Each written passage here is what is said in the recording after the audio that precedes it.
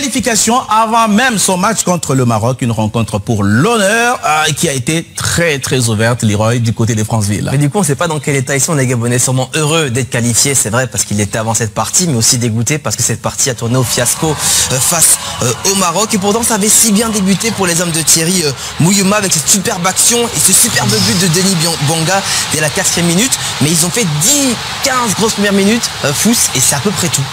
Ils ont une superbe entame, un gros quart d'heure, un but magnifique et effectivement ils sont effondrés 3 fois sur des coups de pied arrêtés, on voit le premier. Ouais, le Maroc égalise avec ce coup de tête de Jamal Arkas, le défenseur du Wydad. Cette équipe du Maroc qui s'est marquée sur tout type de but et confirmation que les coups de pied arrêtés sont une véritable force pour les Lions. Ce ballon arrive second poteau et c'est Brahim Diaz qui surgit, Aurélien. C'est forcément travaillé ça.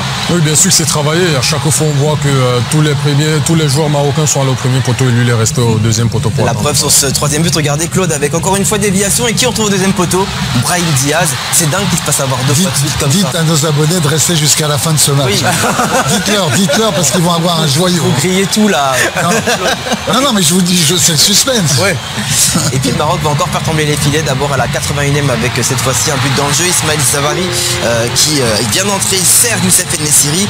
Tout le monde marque dans cette équipe. Toute la force collective est incroyable. C'est incroyable l'état d'esprit. On sort El Kaabi, c'est En-Nesyri qui rentre. Saibari qui rentre, qui est passeur. Il dit, là, et je vais laisser Claude commenter ces images avec Ismail Saibari qui est l'ailier du PSV. Non mais c'est poteau de corner, double contact, grand pont, 2e double contact, festival et frappe dans la lucarne. Je vous laisse non mais c'est un joyau. C'est un but qui va faire le tour du monde. J'espère qu'il y aura des prises de vue un peu plus proches parce que ce qu'il fait au départ, ce grand pont sur un double contact, un 2e double contact et intérieur pied droit pour terminer. Mais regardez, c'est absolument incroyable. On a l'impression que le défenseur il est un peu ivre. Non mais tellement il ne comprend pas de lui-même ce qui lui est arrivé. Non mais il y a combien de joueurs qui sont capables de faire ça? Neymar, Benzema. Ronaldinho, Benzema qui l'a fait, qui a été pas... Non mais il y a très peu de joueurs quand même. Cette équipe parce que c'était un vrai test pour le Maroc qui pour la première fois dans ses qualifs a joué loin de ses balles. Honnêtement j'avais des gros doutes sur cette équipe, sur comment elle allait gérer ces matchs hors du Maroc. On les voit très rarement jouer en Afrique subsaharienne. Là c'était un véritable test et aussi pour Brahim Diaz qui vient d'arriver, c'est son premier match en Afrique subsaharienne. À Franceville. À Franceville. Il marque un doublé. Mais moi j'ai bien aimé le réajustement de Walid Regragui. Ils ont commencé, ils ont pris l'eau dans le premier quart d'heure. Ils ont voulu jouer avec une sentinelle, avec Amrabat, avec Ounahi un petit peu plus haut de relayeur. Et ensuite, il a mis 2-6. Il a complètement rééquilibré son équipe. Et là, on a vu le Maroc reprendre l'incendant. Ils reviennent sur coup de pied arrêté, mais derrière, ils ont eu la maîtrise. Il a mis 2 essuie-glaces au milieu. Le Gabon s'est totalement effondré. Et là, c'est vraiment l'emprise qu'ils ont eu sur leur adversaire, la pression qu'ils leur ont mis. Mais c'est incroyable. Là, c'est vraiment le favori parce qu'il joue à domicile, mais c'est favori parce que ce qu'il propose comme contenu, c'est quand même digne d'une grande équipe africaine. Au-delà de la qualité, c'est qu'il joue vraiment en équipe. Il y a un qui sort, il y a l'autre qui entre, et on voit pas de différence en fait. Cette équipe, c'est vrai, c'est ce qu'on disait, c'est le premier match hors de leur base, mais on a l'impression que rien ne peut les atteindre, mis à part les 15 minutes où le Gabon les a vraiment marché dessus, avec ce bon enchaînement qui est fini par ce but-là. On a senti le Maroc, vraiment, ils ont jamais, à part ces 15 minutes, ils ont toujours été au-dessus. Denis Bouanga étant quasiment le seul qui soit resté constant tout au long de la rencontre, qui a été bon tout le temps. Autrement, les autres, ils ont été un peu humiliés, quoi. C'est dû aussi à l'incroyable qualité, la densité de joueurs du Maroc, parce qu'ils vont aller très loin. Et on a vu Regragui dans son comportement à 3-1. La première faute qu'il y avait, le premier petit relâchement et tout, il reprenait son équipe en main, il n'était pas du tout content, alors qu'il savait qu'il était déjà qualifié. Ce qui veut dire qu'il y a une discipline qui doit être suivie dans cette équipe et ça peut leur laisser, bon, c'est quand même un demi-finaliste de la Coupe du Monde aussi. Effectivement. Qu'est-ce qu'on en pense à côté gabonais? C'est la question que vous avez posée parce que avant cette déroute, ils étaient déjà qualifiés. Je vous propose d'écouter 2 réactions, celle des Comiers et des Do Marcolino au micro des Pablo Mousso-Dingoma. C'est dur à accepter pour les supporters qu'on fait le voyage à Franceville. Oui, le Gabon, on attend toujours mieux. Et il y a toujours ce relâchement. Moi, c'est les questions que je me pose autour de cette équipe, c'est un petit peu sur un plan mental. Lorsqu'ils encaissent un but, on voit très souvent une équipe qui se relâche totalement, qui abandonne, qui abdique.